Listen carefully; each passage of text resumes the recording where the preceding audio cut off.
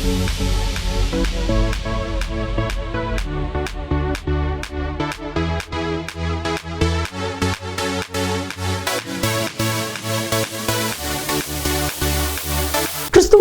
பிரியமான தெய்வ பிள்ளைகளை வெளிப்படுத்தின விசேஷம் பரலோகத்தின் சில காட்சிகள், கர்த்தராகிய இயேசு கிறிஸ்துவனுடைய வருகை, பூமியின் ராஜ்யங்களுடைய வரலாற்றினுடைய முடிவுகள், இவைகளை வெளிப்படுத்துவது தான் வெளிப்படுத்தின விசேஷம்.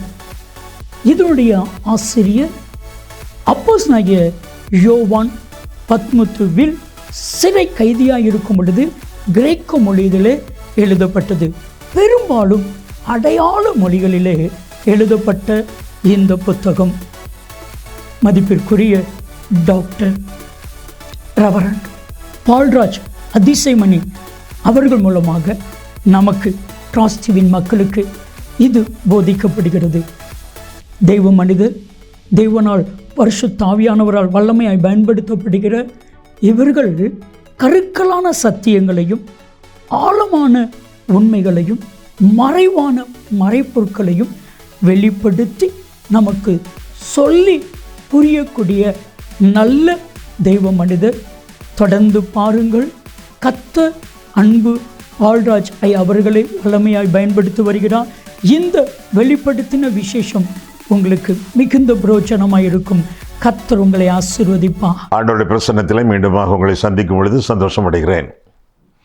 இந்நாளில் உங்கள் மத்தியில் வந்து உறவு கொள்ளவும், ஆண்டவருடைய வசனத்தை பகிர்ந்து கொள்ளவும் தருணம் கொடுத்து ஆண்டவரை துதிப்பதோடு எனக்கு வாய்ப்பளித்த உங்களுக்கும் என்னுடைய நன்றியை நான் தெரிவித்துக் கொள்கிறேன். வெளிப்படுத்தின விசேஷத்திலிருந்து நாட்களில் நாம் செய்திகளை படித்து தியானித்து வருகிறோம். கோர்வையாக படிப்படியாக அதிகாரமாக நான் பார்த்து வருகையில் சில முக்கியமான வசனங்கள் ஆங்காங்கே இருப்பதினாலே, அவற்றை அந்த கோர்வையான செய்திகளிலே நான் தொடாததினாலே இடையிடையே அந்த செய்திகளை உங்களுக்கு கொடுக்க நான் விரும்புகிறேன். குறிப்பாக இன்றைய நாளின் செய்தியின் தலைப்பு ஆண்டவருடைய அமைதி. ஆண்டவர் அமைதியாக இருக்கிறார். பேசும் தெய்வம் அமைதியாக இருக்கிறார். வெளிப்படுத்தும் விசேஷத்திலே மட்டுமல்ல, வேதத்தின் சில இடங்களிலே ஏன் அவர் அமைதி காக்கிறார் என்பதை குறித்து இன்றைய நாளிலே நாம் பார்க்க இருக்கிறோம். குறிப்பாக வெளிப்படுத்தும் விசேஷம் 8ஆம் அதிகாரம் 1ஆம் வசனத்திலே பார்க்கும் பொழுது, வெளிப்படுத்தும் விசேஷம் 8ஆம் அதிகாரம் 1ஆம் வசனம், அவர் 7ஆம் முத்திரையை உடைத்த போது பரலோகத்தில் ஏறக்குறைய அரை மணி நேரம் அமைதல் உண்டாயிற்று என்று சொல்லி வேதத்திலே வாசிக்கிறோம். போற்றி துதிக்கப்படக்கூடிய ஆண்டவர், ஆர்ப்பரிப்புகளின் மத்தியிலே விளங்கும் ஆண்டவர், துதிகளின் மத்தியிலே ஜீவிக்கக்கூடிய ஆண்டவர், அமைதி காக்கக்கூடிய ஒரு சூழ்நிலை இருந்ததாக இந்த வசனத்திலே பார்க்கிறோம். எப்பொழுதெல்லாம் ஆண்டவர் அமைதியாக இருந்தார் என்று பார்த்துவிட்டு கடைசியில் இந்த 1வது வசனத்துக்கு வருவோம். ஆண்டவர் சிலரிடத்தில் அமைதியாக இருக்கிறார், பேசுவதற்கு அவருக்கு இஷ்டமில்லை என்று வேதத்தை கருத்தாக படிக்கும் பொழுது நாம் கற்றுக்கொள்ளலாம். என் இருதயத்தில் அக்கிரமம் சிந்தை கொண்டிருந்தேன் ஆகில் ஆண்டவர் எனக்கு செவி கொடார் என்று சொல்லி வேதம் சொல்கிறது. 66ஆம் சங்கீதம் 18ஆம் வசனத்தில் இருதயத்தில் அசுத்தத்தோடு மனம் திரும்பாத உள்ளத்தோடு ஆண்டவரிடத்தில் ஜெபிக்கும் பொழுது ஆண்டவர் அதற்கு செவி சாய்ப்பதில்லை என்று சொல்லி வேதம் நமக்கு கற்றுக் கொடுக்கிறது. என் அமர்ந்தரிக்கப்பட்ட என் ஜனங்கள் தங்களை தாழ்த்தி ஜெபம் பண்ணி என் முகத்தை தேடி தங்கள் பொல்லாத வழிகளை விட்டு திரும்பினால் அவர்கள் பாவத்தை மன்னிப்பேன், சேமத்தை கொடுப்பேன் என்று சொல்லி ஆண்டவர் திருவுளம் பெற்றுகிறார். 2 நாளாகமம் 7ஆம் அதிகாரம் 14ஆம் வசனத்திலே. ஆக மனம் திரும்புதல் முக்கியம் என்று பார்க்கிறோம்.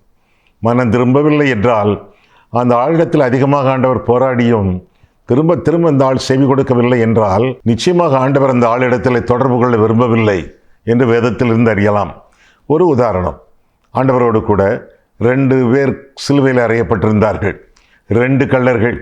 ஒருவன் மனம் திரும்பினான் என்று சொல்லி வேதத்திலே வாசிக்கிறோம். தேவ பயத்தை காட்டினான், ஆண்டவரே என்று சொல்லி தன்னுடைய விசுவாசத்தை அறிக்கை செய்தான். ஆண்டவருக்கு ஒரு ராஜ்யம் உண்டு என்று சொல்லி அவன் விசுவாசித்தான். மனத்தாழ்மையோடு ஜெபித்தான். என்னை எப்படியாவது பரதீசுக்கு கூட்டிட்டு போங்க என்று சொல்லவில்லை. என்ன சொன்னான்?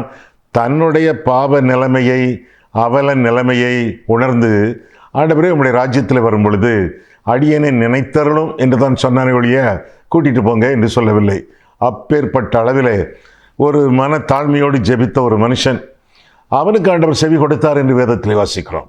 இன்றைக்கு நீருடனே கூட பரதீசில் இருப்பாய் என்று மெய்யாகவே மெய்யாகவே உனக்கு சொல்லுகிறேன் என்று சொல்லி ஆண்டவர் சொன்னார். இன்னொரு கள்ளனும் இருந்தானே, அவனும் ஜெபித்தானே ஆண்டவரை நோக்கி, நீ கிறிஸ்துவானால், அதிலே சந்தேகம், நீர்தான் கிறிஸ்து என்று நான் அறிக்கை இடுகிறேன் என்று சொல்லவில்லை.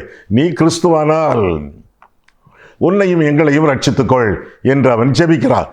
நீ கிறிஸ்துவானால் நீ ரட்சிக்கப்பட வேண்டும், நான் ரட்சிக்கப்பட வேண்டும், இந்த பயலும் ரட்சிக்கப்பட வேண்டும், எங்களை ரட்சித்துக்கொள் என்று சொன்ன அந்த மனிதனிடத்திலே ஆண்டவர் என்ன சொன்னார்? ஒன்றுமே சொல்லவில்லையே. அந்த பக்கம் திரும்பவில்லை, அந்த ஆளிடத்தில் ஒரு வார்த்தையும் பேசவில்லை, அமைதி. மனம் திரும்பாதவர்களிடத்திலே, கர்த்தரிடத்தில் திரும்பாதவர்களிடத்திலே கர்த்தர் உறவாட விரும்பவில்லை என்று சொல்லி வேதம் நமக்கு கற்றுக் கொடுக்கிறது. என் ஆவி எப்பொழுது மனுஷரோடு போராடுவதில்லை என்று சொன்ன ஆண்டவர் போராடுகிறார். ஆரம்ப காலகட்டங்களிலே போராடுகிறார். பிரயோஜனம் இல்லை என்று சொன்னால் அமைதி காக்கிறார் என்று சொல்லி வேதத்திலே அவரை குறித்து நாம் பார்க்கிறோம். கர்த்தரிடத்திலே திரும்பாதவர்கள், மனம் திரும்பாதவர்கள், அவர்களிடத்தில் ஆண்டவர் பேச விரும்பவில்லை. பேசி பேசி பார்க்கிறார், பிரயோஜனம் இல்லை, புண்ணியம் இல்லை. எனவே அவர் தன்னுடைய நாவை அடக்கிக் கொள்வதாக பார்க்கிறோம். ஆமாம், மனம் திரும்பி இருக்கிறீர்களா? திரும்ப திரும்ப இந்த வார்த்தைகளை என்னுடைய செய்திகளில் நான் சொல்வதற்கு காரணம், அநேக செய்திகளிலே, ஜபங்களிலே, சாட்சிகளிலே, பிரசங்க பீடங்களிலே, தொலைக்காட்சிகளிலே மனம் திரும்பு என்று சொல்வதாக தெரியவில்லை. பலர் அந்த வார்த்தையை சொல்ல விரும்பவில்லை, சொல்ல அவர்களால் முடியவும் இல்லை. ஒருவேளை இந்த பிரசங்கிமார்கள் எல்லாம் இன்னும் பாவத்திலிருந்து மனம் திரும்பவில்லையோ என்ற சந்தேகம் எழுகிறது. கர்த்தரிடத்தில் திரும்புகிறவர்கள் ஆண்டவர் செவி கொடுக்கிறார், கர்த்தரிடத்தில் திரும்பாதவர்கள் ஆண்டவர் செவி கொடுக்கவில்லை, பேசவும் இல்லை. மனம் திரும்பாதவர்களிடத்திலே கர்த்தர் அமைதி காக்கிறவராக வேதத்திலே வாசிக்கிறோம். மனம் திரும்பி இருக்கிறீர்களா? அந்த காலத்திலே தீர்க்கதரிசிகள் எல்லாம் போதித்தார்கள், மனம் திரும்பு என்று சொன்னார்கள். அந்த காலத்தில் யோவான் ஸ்நானன் மனம் திரும்புங்கள், பரலோக ராஜ்யம் சமீபத்தில் இருக்கிறது என்று போதித்தான். ஆண்டவராகிய இயேசு கிறிஸ்து மனம் திரும்புங்கள், சுவிசேஷத்திலே விசுவாசம் வையுங்கள் என்று போதித்தார். அப்போஸ்தலர்கள் மனம் திரும்புங்கள் என்று போதித்தார்கள். இன்றைக்கு மனம் திரும்புதலை பற்றிய போதனை இல்லவே இல்லையே. ஒரு சிலர் ஆங்காங்கு ஊறுகாய் போல தொட்டுக்கொள்ளுகிறார்கள் ஒழிய மனம் திரும்புதல் இல்லை. அதற்கு பதிலாக வேதத்திற்கு விரோதமான அநேக வார்த்தைகளை அவர்கள் உச்சரித்து தங்களை பெரிய பிரசங்க ஜாம்பவான்களாக காட்டிக்கொள்கிறார்கள். பாவத்திலிருந்து மனம் திரும்பி கிறிஸ்து சிலுவையிலே முடித்து வைத்த ரட்சிப்பை விசுவாசத்தோடு வாழ்க்கையில ஏற்றுக்கொண்டு ஆண்டவருக்கு நம்முடைய வாழ்க்கையை அர்ப்பணித்து வாழும் பொழுது ஆண்டவர் செவி கொடுக்கிறார், பேசுகிறார் என்று சொல்லி வேதம் நமக்கு கற்றுக் கொடுக்கிறது. மனம் திரும்பாதவர்களுக்கு மன்னிப்பு இல்லை. 2 கள்ளர்கள், ஒருவனுக்கு மன்னிப்பு, அடுத்தவனுக்கு இல்லையே. சிலுவையிலே ஆண்டவர் கொடுத்த மன்னிப்பு, பிதாவே இவர்களுக்கு மன்னியும், தாங்கள் செய்கிறது இன்னதென்று அறியாது இருக்கிறார்களே என்று ஆண்டவர் சொன்னார். எல்லாருக்கும் மன்னிப்பு ஆண்டவர் கொடுத்தார். எல்லாருக்கும் கொடுத்த அந்த மன்னிப்பு பொதுவானது, எல்லாருக்கும் பொருந்தாதது. ஒரு கள்ளனுக்கு பொருந்துச்சு, இன்னொரு கள்ளனுக்கு பொருந்தலிய. பாவ மன்னிப்பு கொடுத்தோம், பிதாவே இவர்களுக்கு மன்னியும், தாங்கள் செய்கிறது இன்னதென்று அறியாது இருக்கிறார்களே என்று பாவ மன்னிப்பு கொடுத்தும் அவன் மன்னிக்கப்படவில்லையே. எல்லாரும் மன்னிக்கப்பட்டவர்கள், எல்லாரும் மன்னிப்பை பெற்றவர்கள் அல்லர். அந்த கள்ளனும் மன்னிப்பை பெறவில்லை. அதற்கு ஒரே காரணம், மனம் திரும்பவில்லை. நம்முடைய வாழ்க்கையிலே நாம் மனம் திரும்புவோம். ஆண்டவரே எனக்கு மனம் திரும்புதலை அருளி செய்யும் என்று கேட்போம். ஒருவேளை மனம் திரும்ப முடியவில்லை என்றால், பாவத்தின் அகோரம் உங்களுடைய வாழ்க்கை பாதித்து விட்டது என்றால், ரொம்ப வயது ஆகிவிட்டதென்றால், இனிமே எங்க மனம் திரும்ப என்று அல்ல தட்டி கொள்ளாமல், அன்றைக்கு அப்போஸ்தலர் 11 கொர்நேலி வீட்டாருக்கு, புற ஜாதிகளுக்கு தேவன் மனம் திரும்புதலை அருளி செய்தார் என்று சொல்லி வேதத்தில் வாசிக்கிறோமே, அதுபோல நம்முடைய வாழ்க்கையிலே ஆண்டவரிடத்தில் கேட்போம். கேளுங்களேன், ஆண்டவரே அவர்களுக்கெல்லாம் நீர் மனம் திரும்புதலை அருளி செய்தீரே, எனக்கும் கர்த்தாவே மனம் திரும்புதலை அருளி செய்யும் என்று கேளுங்கள். கர்த்தர் மனம் திரும்புதலை உங்களுக்கு அருளி செய்வார், உங்களோடு பேசுவார், உங்கள் ஜெபங்களுக்கு பலன் கொடுப்பார். மனம் திரும்பாதவர்களிடத்திலே, கர்த்தரிடத்திலே திரும்பாதவர்களிடத்திலே மன்னிப்பு இல்லை, அவர்கள் ஜெபங்களுக்கு பதிலும் இல்லை. ஆண்டவர் அவர்களோடு உறவாட விரும்பவில்லை. முதலாவதாக கர்த்தரிடத்தில் திரும்பாதவர்களிடத்திலே ஆண்டவர் அமைதி காக்கிறார். இரண்டாவதாக கடினப்படுத்துகிறவர்களிடத்திலே ஆண்டவர் அமைதி காக்கிறார். இருதயத்தை கடினப்படுத்துகிறவர்கள், மனம் திரும்பு என்று போதித்தாலும் இருதயத்தை கடினப்படுத்துகிறவர்கள், மனம் திரும்பாதவர்கள், மனக்கடினப்படுகிறவர்கள், மனதை கடினப்படுத்தியவர்கள், இவர்களிடத்திலே ஆண்டவர் பேசவில்லை. அதனால்தான் ஆண்டவர் வெளிப்படுத்தும் விசேஷத்தில் அந்த கடிதங்களிலே 2ஆம் அதிகாரம் 3ஆம் அதிகாரம் அவைகளில் எழுதப்பட்ட கடிதங்களிலே கேட்கிறதற்கு காதுள்ளவன் கேட்க கடவன் என்று ஆண்டவர் சொல்கிறார். இன்று அவருடைய சத்தத்தை கேட்பீர்களாகில் வனாந்தரத்தில் கோபம் மூட்டின போதும் சோதனை நாளிலும் நடந்தது போல உங்கள் இருதயத்தை கடினப்படுத்தாதேயுங்கள் என்று கர்த்தர் அறிவிப்பதாக வேதத்தில் வாசிக்கிறோம். காதுள்ளவன் கேட்க கடவன். காது இருக்கிறதா? கேட்கிறீர்களா? அல்லது கர்த்தருடைய செய்திகள் வரும்பொழுது செவிட்டு விரியனை போல காதை மூடிக்கொள்கிறீர்களா? அல்லது மல்குசை போல காதை இழந்து விட்டீர்களா? மந்தமுள்ள காதுகள் உங்களுக்கு உண்டா? செவி திணவு உங்களுக்கு உண்டா?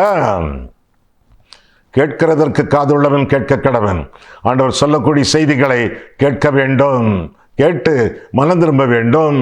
கடினப்படுத்தினால் அந்த இருதயம் கொஞ்ச நாட்களிலே கடினமாகிவிடுமே. தொட்டால் சுருங்கி, சென்சிட்டிவ் பிளான்ட் உங்களுக்கு தெரியுமே, தொட்டால் சுருங்கும், கொஞ்ச நேரத்தில் விரியும், திரும்ப தொட்டால் அது சுருங்கும், கொஞ்ச நேரம் கழித்து மீண்டும் விரியும், திரும்ப தொட்டால் சுருங்கும். அது விரிவதற்கு ரொம்ப நேரமாகும். விரிந்த பின் தொட்டால் சுருங்கும், திரும்ப விரியவே விரியாது, அந்த செடி செத்தே போகும். தொட்டால் சுருங்கிகளாக இல்லாமல் இந்த உலகத்தில் ஆண்டவருடைய செய்தியை நீங்கள் கேட்கும் பொழுது மனம் திரும்பி இருதயத்தை விரித்து கொடுத்து இயேசு சுவாமியை உங்கள் இரட்சகராக ஏற்றுக்கொண்டு வாழ வேண்டியது உங்களுடைய கடமை. பார்வோனுடைய இருதயம் கடினப்பட்டது. கடினப்பட்ட இருதயம் என்ன சொல்லணும் பார்வோம்? என் இருதயத்து உருக்கும் நொறுக்கும் திரும்ப வனையும் எனக்குள்ளே வாசம் பண்ணும் என்று சொல்ல வேண்டும். ஆனால் பார்வோன் என்ன செய்தான்? கடினப்பட்ட இருதயத்தை மீண்டும் கடினப்படுத்தினான் என்று வாசிக்கிறோம். யாத்ராகம் 7ஆம் அதிகாரம் கடினப்பட்டது, யாத்ராகம் 8ஆம் அதிகாரம் கடினப்படுத்தினான், யாத்ராகம் 9ஆம் அதிகாரம் கர்த்தரவன் இருதயத்தை கடினப்படுத்தினார். அவனிடத்தில் கேட்பதற்கு பதில், அவனிடத்தில் உரையாடுவதற்கு பதில் கர்த்தரே கடினப்படுத்தி விட்டார். பிறகு போக்கு சொல்ல இடமில்லை. எனவே இருதயம் கடினப்பட்டிருந்தால் ஆண்டவரே என் இருதயத்தை நொறுக்கும் திரும்ப வனையும், சுத்த இருதயத்தை என்னிலே சிருஷ்டியும், நிலைவரமான ஆவியை என் உள்ளத்திலே புதுப்பியும் என்று சொல்லி ஆண்டவருக்கு நம்முடைய இருதயங்களை அர்ப்பணித்து வாழ வேண்டியது நம்முடைய கடமை. யாரிடத்தில் ஆண்டவருடைய அமைதி? முதலாவதாக கர்த்தரிடத்திலே திரும்பாதவர்கள், இரண்டாவதாக கடினப்படுத்துகிறவர்கள், மூன்றாவதாக காலங்கடத்துகிறவர்கள்.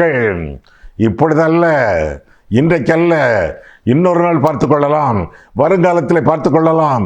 இப்ப எனக்கு 25 வயது தானே, இப்ப எனக்கு 35 வயது தானே, இன்னும் காலம் இருக்கிறது, எனவே காலம் கடத்துவேன் என்று சொல்லி ஆண்டவருடைய வேலையை இன்றைக்கு தாரட்சிப்பு நாள், இதுவே அனுக்கிரக காலம் என்று சொல்லியும் காலத்தை கடத்தி வாழக்கூடியவர்கள் கடினப்பட்டு போகிறார்கள். அப்படி காலம் கடத்துகிறவர்களிடத்திலே கர்த்தர் பேச விரும்பவில்லை, அமைதி காக்கிறார் என்று சொல்லி வேதத்திலே வாசிக்கிறோம். பேலிக்ஸ் என்ற ஒரு மனிதன் இருந்தான். அவன் ஒரு கவர்னர், அவன் ஒரு தேசாதிபதி. அவனுக்கு பவுலிடத்தில் பேசுவதற்கு ஆசை. காரணம், அவன் நன்றாக பேசுவான், அது மட்டுமல்ல நிறைய பணம் வைத்திருக்கிறான் என்று சொல்லி அவன் பேச்சு கேட்க அவன் வந்தான். வந்த இடத்திலே பவுல் பாவத்தை குறித்து, நீதியை குறித்து, இச்சை அடக்கத்தை குறித்து, நியாய தீர்ப்பை குறித்து பேசினான். அது அவனுக்கு பிடிக்கவில்லை. பிறகு தனக்கு அவன் பணம் கொடுப்பான் என்று எதிர்பார்த்தான். இப்படியாக 2 வருஷம் சென்றது. அதற்கு பிறகு அந்த ஆளிடத்தில் பவுல் பேசவில்லையே, ஆண்டவர் பேசவில்லையே. அப்படியே அமைதி காத்த ஆண்டவர். காரணம், காலம் கடத்துகிறவன் இன்னொரு நாள் பார்த்து கொள்ளலாம், இன்னொரு தடவை இந்த பேச்சை கேட்க நான் வருவேன் என்று சொல்லிவிட்டு சென்றான். சென்றதுதான். நம்முடைய வாழ்க்கையிலே கூட காலம் கடத்தாமல் ஆண்டவர் நம்மோடு பேசிக்கொண்டிருக்கையில், ஆண்டவரே கர்த்தாவே சொல்லும், அடியேன் கேட்கிறேன் என்று சொல்லி ஆண்டவருடைய சமூகத்திலே காத்திருந்து கர்த்தருடைய செய்திகளை பெற்றுக்கொள்வது நலம். செய்திகளை பெற்றுக்கொள்வது மட்டுமல்ல, கனி கொடுப்பதும் தேவையானது. அத்திமர உவமை பற்றி நீங்கள் கற்றிருக்கிறீர்களே. லூக்கா 13ஆம் அதிகாரம். 1 வருஷம் தேடி வந்தான் தோட்டக்காரன், 2வது வருஷம் தேடி வந்தான், 3வது வருஷம் தேடி வந்தான். கனியே காணவில்லை. அதற்கு பிறகு உரிமையாளர் சொல்லிவிட்டார், இது கனியை கொடுக்கவில்லையே, இதை வெட்டி போடு என்று அந்த மரத்தை வளர்த்த மனிதனிடத்திலே உரிமையாளர் சொல்லுவதாக பார்க்கிறோம். ஆண்டவர் உரம் போட்டு தண்ணீர் வார்த்து கனி கொடுக்கும் என்று காத்திருக்கும் பொழுது கனி கொடுக்கவில்லை என்று 1 வருஷம், 2 வருஷம், 3 வருஷம், 10 வருஷம், 20 வருஷம், 60 வருஷம் என்று கடத்தி கொண்டே இருந்தால் நாளடைவிலே அது வெட்டப்பட்டு அக்கினிக்கு இரையாகும். எனவே அந்த நிலைமை நமக்கு வராமல், காலம் கடத்தாமல், இன்றே ரட்சிப்பின் நாள், இதுவே அனுக்கிரக காலம் என்று சொல்லி ஆண்டவருக்கு நம்முடைய வாழ்க்கையை ஒப்பு கொடுப்பது நல்லது. ஆக முதலாவதாக யாரிடத்தில் ஆண்டவர் பேச விரும்பவில்லை? அமைதி காக்கிறார், கர்த்தரிடத்திலே திரும்பாதவர்களிடத்திலே. இரண்டாவதாக கடினப்படுத்துகிறவர்களிடத்திலே. மூன்றாவதாக காலம் கடத்துகிறவர்களிடத்திலே. நான்காவதாக கீழ்ப்படியாதவர்களிடத்திலே. கீழ்ப்படியவில்லை, பலியை பார்க்கலும் கீழ்ப்படிதல் நல்லது என்று சொல்லி ஆண்டவர் சொன்னார். பன்றிகளுக்கு முன் முத்தை போடாதே என்று சொன்னவர் எப்படி பன்றிகளுக்குள்ளே முத்தை போடுவார்? பேச மாட்டார், அமைதி காப்பார். அருவருப்பான வாழ்க்கையிலிருந்து நாம் விடுதலை பெற்று, அசுத்தமான வாழ்க்கையிலிருந்து நாம் விடுதலை பெற்று ஆண்டவருக்கு நம்முடைய ஜீவியத்தை ஒப்பு கொடுக்க வேண்டும். பன்றிகளுக்கு முன் முத்துக்களை போடாதே. இது மட்டுமல்ல, மூடனுக்கு அவன் மதியினத்தின்படி மறு உத்தரவு கொடாதே, கொடுத்தால் நீயும் அவனை போலாவாய் என்று ஆண்டவர் திருவுளம் பற்றி இருக்கிறார். எனவே கீழ்ப்படிய கற்றுக்கொள்வோம். மேற்படிக்கு முதற்படி கீழ்ப்படி என்று சொல்வார்கள். கீழ்ப்படிய கற்றுக்கொள்வோம். நீங்கள் எப்படிப்பட்டவர்கள்? ஐயா, நாங்கள்லாம் தேவனுடைய பிள்ளைகள். ஐயா, எப்படி சொல்றீங்க? ஏன்னா ஐயா, நாங்கள் ஆண்டவரை ரட்சகராக ஏற்றிருக்கோம். ஐயா, சரி, ரொம்ப நல்லது. ஆனால் இன்னொரு காரியம், நீங்களாம் கீழ்ப்படுகிற பிள்ளைகளா, கிளிப்பிள்ளைகளா? கிளிப்பிள்ளைகளா, கீழ்ப்படுகிற பிள்ளைகளா? கிளிப்பிள்ளைகளாக இல்லாமல், சொன்னதே சொல்லிக் கொண்டிருக்காமல் கீழ்ப்படியக்கூடிய பிள்ளைகளாக வாழ வேண்டியது நம்முடைய கடமை என்று சொல்லி வேதம் நமக்கு கற்றுக் கொடுக்கிறது. ஐந்தாவதாக ஆண்டவர் யாரிடத்தில் பேச விரும்பவில்லை என்றால் குற்றம் கண்டுபிடிக்கிறவர்களிடத்திலே. ஆண்டவரிடத்தில் போதனை கேட்பார்கள், கேட்க விரும்புவார்கள், கேள்வியும் கேட்டு பதிலை கற்றுக்கொள்வார்கள். ஆனால் அந்த கேள்விகளெல்லாம் எதற்காக? அவரை குற்றம் கண்டுபிடிப்பதற்காக, எதிலாவது அவரை மாட்டி வைப்பதற்காக, அவருக்கு இருதயத்தில் சஞ்சலத்தை கொடுப்பதற்காக, இப்படியாக குற்றம் கண்டுபிடிப்பதற்காக கேள்வி கேட்பார்கள். அப்படிப்பட்டவர்களிடத்தில் ஆண்டவர் பேச விரும்பவில்லையே. பிரதான ஆசாரியன் அன்னா, காய்பா இவர்களெல்லாம் கேட்டார்கள் ஆண்டவரிடத்தில். 1-2 ஆண்டவர் சொன்னார், மற்ற எல்லா கேள்விகளுக்கும் ஆண்டவர் பதில் சொல்லவில்லை, அமைதியாக இருந்து விட்டார் என்று சொல்லி வேதத்தில் நாம் வாசிக்கிறோம். ஏரோது கேள்விக்கு மேல் கேள்வி கேட்டு பார்த்தானே, ஒரு பதிலும் ஆண்டவர் சொல்லவில்லை என்று சொல்லி வேதத்தில் வாசிக்கிறோமே.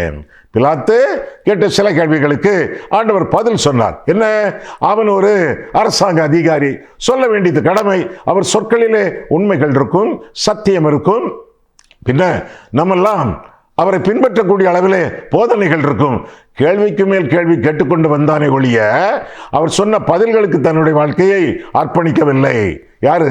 பிலாத்து. பிறகு ஒரு கேள்வி கேட்டான், சத்தியமாவது என்ன என்று கேட்டான். பதிலை சொல்லவில்லை ஆண்டவர். கேள்விகள் கேட்பது நல்லது, கேட்டு கேட்டு படிப்பது நல்லது. ஆனால் கற்றுக்கொண்ட காரியங்களை கடைபிடிக்க வேண்டுமே, கற்றுக்கொண்ட காரியங்களுக்கு கனி கொடுக்க வேண்டுமே. அது இல்லை என்றால் அந்த மாதிரி ஆட்களிடத்தில் தொடர்ந்து ஆண்டவர் பேச விரும்பவில்லை. அமைதி காக்கும் ஆண்டவர், அமைதியாயிருக்கும் ஆண்டவர் என்று சொல்லி அவரை குறித்து நாம் பார்க்கிறோம். கர்த்தரிடத்தில் திரும்பாதவர்கள், கடினப்படுத்துகிறவர்கள், காலம் கடத்துகிறவர்கள், கீழ்ப்படியாதவர்கள், குற்றம் கண்டுபிடிக்கிறவர்கள். இன்னும் 6வதாக, ஐயா 6 சொல்லிட்டீங்களா? ஆமா. முதலாவதாக கர்த்தரிடத்திலே திரும்பாதவர்கள், இரண்டாவதாக கடினப்படுத்துகிறவர்கள், மூன்றாவதாக காலம் கடத்துகிறவர்கள், நான்காவதாக கீழ்ப்படியாதவர்கள், ஐந்தாவதாக குற்றம் கண்டுபிடிக்கிறவர்கள், ஆறாவதாக கர்த்தருடைய நேரம். கர்த்தருடைய நேரம் வரும் பொழுது கர்த்தர் பேசுவார். எல்லா வேளைகளிலும் அவர் பேசுகிறவர் அல்ல. யோபுவின் சரித்திரம் உங்களுக்கு தெரியுமே? யோபுவின் சரித்திரம் உங்களுக்கு தெரியும். முதலாவதாக யோபு பேசினான், பிறகு நண்பர்கள் பேசினார்கள் 3 பேர், திரும்ப எலிகு பேசினார்.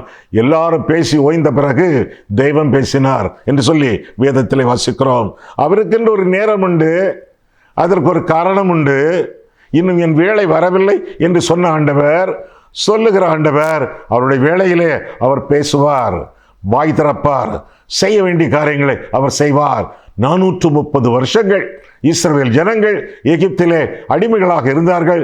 430 வருஷம் கழித்த பிறகுதானே அவர்களுக்கு விடை கிடைத்தது, விடுதலை கிடைத்தது. 70 வருஷம் பாபிலோனிலே சிறையிருப்புக்கு இஸ்ரவேல் ஜனங்கள் சென்றார்கள். எவ்வளவோ கூக்குரலிட்டு பார்த்தார்கள். ஆண்டவருக்காக அவர்கள் ஆண்டவரை நோக்கி அவர்கள் விண்ணப்பம் பண்ணி பார்த்தார்கள். ஆனாலும் விடையும் விடுதலையும் 70 வருஷம் கழித்து தானே கிடைத்தது. கர்த்தருக்கென்று ஒரு வேலை உண்டு. அந்த வேளையிலே நம்முடைய ஜெபத்துக்கு, நம்முடைய கூக்குரலுக்கு, நம்முடைய வேண்டுதலுக்கு ஆண்டவர் பதில் கொடுப்பார். ஆண்டவர் தம்முடைய சீஷர்களை பார்த்து சொன்னார், அக்கறைக்கு போவோம் வாருங்கள் என்று சொன்னார். அக்கறைக்கு போங்க என்று சொல்லவில்லை. அக்கறைக்கு போங்க, நான் கொஞ்ச நேரம் கழிச்சு வருவேன் அப்படி சொல்லல. அக்கறைக்கு போவோம், நம்ம எல்லாரும் போவோம் என்று ஆண்டவர் சொன்னதாக வேதத்தில் நான் வாசிக்கிறோம். அவர்கள் புறப்பட்டு போனாங்க. கடலிலே கப்பலிலே அவர்கள் பயணம் மேற்கொண்டார்கள். ஆண்டவர் கூட போகல.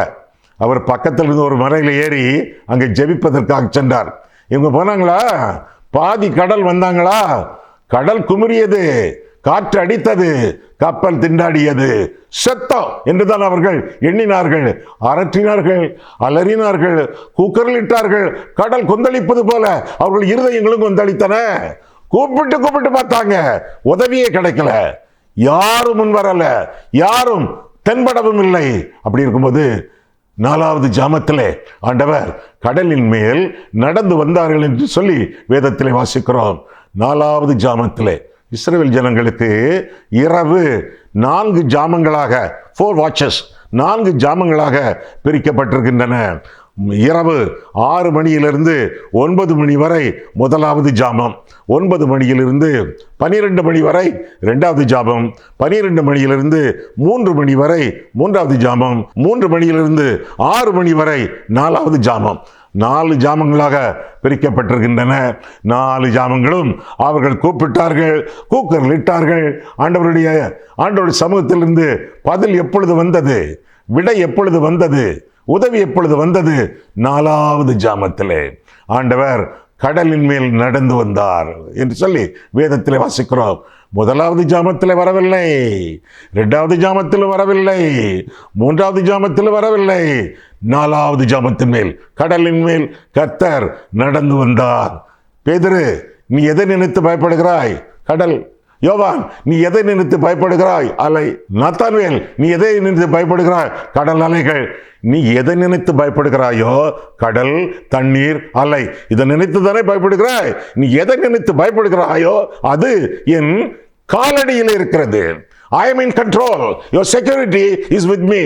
எதை நினைத்து நீ பயப்பட்டுக் கொண்டிருக்கிறாயோ, நீ பயப்படுவதெல்லாம் என் காலின் கீழே இருக்கிறது, காலடியிலே இருக்கிறது. அவற்றையெல்லாம், அவர்களை எல்லாம் நான் ஆண்டு கொண்டிருக்கிறேன். பயப்படுவதா? அல்லது யாராவது பயங்காட்டி கொண்டிருக்கிறார்களா? உண்மையில் போலீஸ் கேஸா? உண்மையில் கோர்ட் கேஸா? எதை நினைத்து பயப்படுகிறாய்? நீ பயப்படுவதெல்லாம் என் காலடியின் கீழே இருக்கிறது. நான் அவற்றை ஆண்டு கொண்டிருக்கிறேன். உன்னுடைய பாதுகாப்பு எனக்குள்ளே இருக்கிறது. God is in control of everyone and every situation. Your security is with me என்று ஆண்டவர் சொல்லும் பொழுது பயப்படாதே என்று ஆண்டவர் எத்தனை தடவை சொல்லி இருக்கிறார்.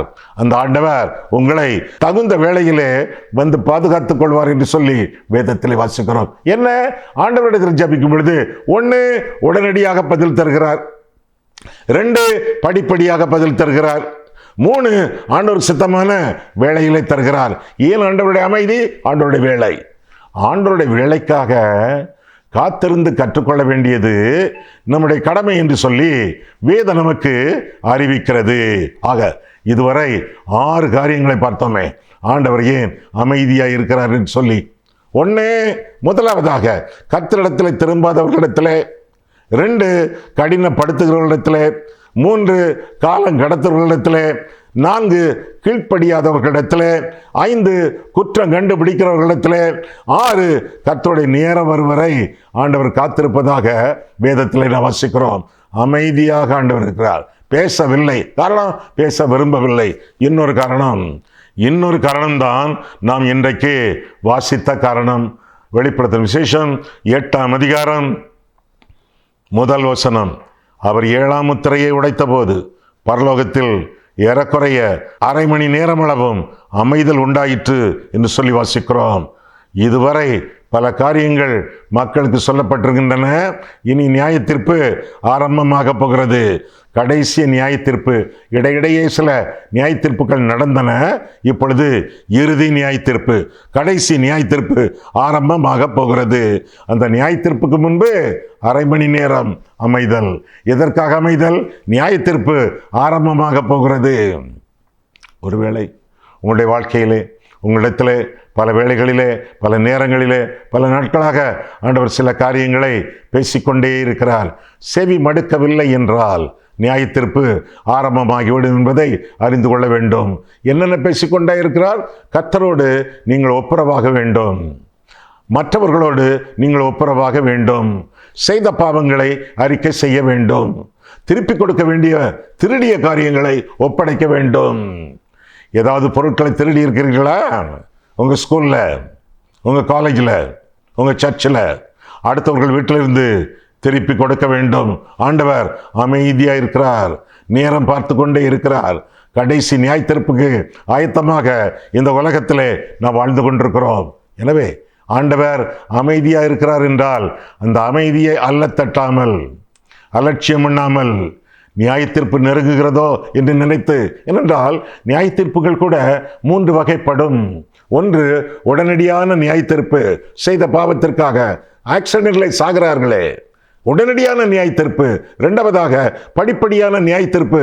இன்று விதைக்கிறதை ஒரு நாளிலே அறுப்போம், படிப்படியாக அதெல்லாம் வந்து சேரும். பெற்றோர் செய்யக்கூடிய பாவங்கள் பிள்ளைகளுக்கு வந்து குவித்து வைத்திருக்கிறார் என்று சொல்லி வேதத்தில் வாசிக்கிறோம்.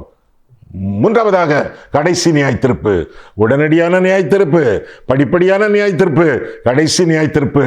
இந்த நியாய தீர்ப்புகளுக்கு நாம் தப்பி வாழ வேண்டும் என்றால் நியாயமான ஜீவியம் இந்த உலகத்தில் செய்ய வேண்டும். ஆண்டவருக்கு பூரணமாக நம்முடைய வாழ்க்கையை அர்ப்பணித்து அவருடைய சித்தத்தின் நடுவிலே ஜீவிக்க வேண்டும்.